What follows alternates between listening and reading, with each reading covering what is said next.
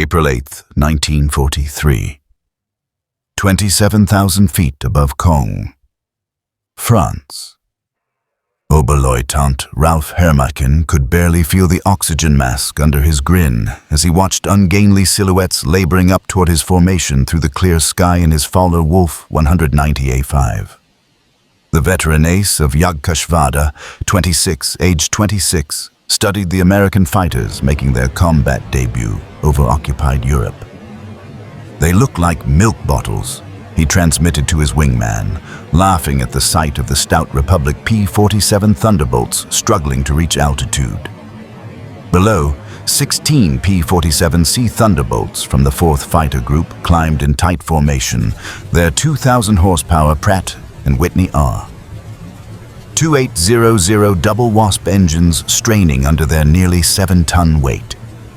Compared with the lithe Spitfires and agile Soviet fighters, the Americans' barrel-shaped planes seemed almost comical. Rounded fuselages, greenhouse canopies, wings that appeared small for the heavy bodies, and propellers larger than anything in the Luftwaffe's inventory. What Hermakin and the other German pilots circling above could not know then was that they were watching the arrival of a machine that would, within 18 months, fundamentally alter the Luftwaffe's balance of power. Those same milk bottles would become instruments of terror. Their 8.50 Browning machine guns producing a sound German airmen would come to dread. The Thunderbolt's destructive capability was built into its wings. With a total ammunition load of 3,400 rounds and a combined rate of fire measured in thousands per minute, its concentrated fire could tear an aircraft apart in seconds.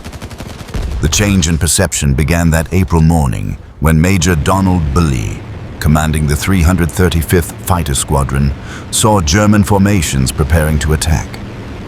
Belay, a veteran of the Eagle Squadrons who had recently transferred from RAF Spitfires, understood something his pilots did not. Surviving in a P-47 meant abandoning many preconceptions about fighter combat. The Thunderbolt was not a conventional lightweight dogfighter. Republic Aviation had designed a high-altitude juggernaut that traded agility for mass, power, and overwhelming firepower. Among the 56 American pilots in that sky were men who would become legends, future aces whose names would later be feared by the Luftwaffe.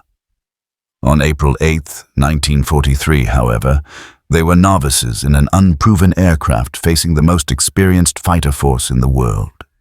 German pilots had been hard-trained by continuous combat since 1939. The Americans had not yet seen a day of combat.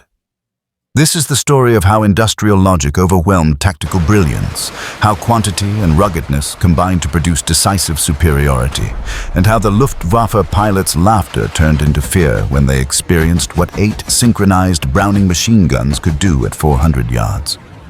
The P-47 Thunderbolt itself emerged from a crisis in June 1940. As German fighters overran France, Alexander Kartwer, Republic Aviation's Georgian-born chief designer, received a request from the U.S. Army Air Corps for a high-altitude interceptor. Kartwer's design became something different and larger, a machine that would redefine what a single-engine fighter could be. "It will be a dinosaur," Kartwer told his team, "but a dinosaur with proper proportions." The XP-47B prototype first flew on May 6, 1941, and shocked onlookers. With an empty weight around 9,900 pounds, it was about 65% heavier than its predecessor, the P-43 Lancer.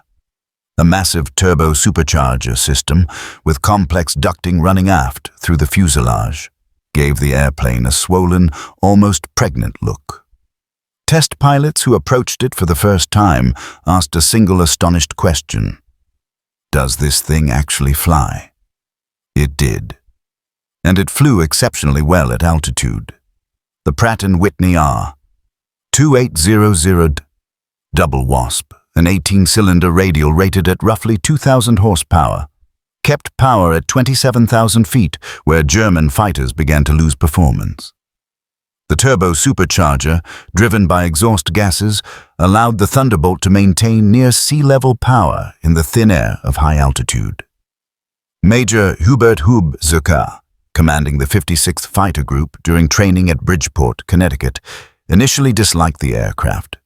Between September 1942 and January 1943, his unit suffered heavy training losses, 18 pilots and 41 aircraft.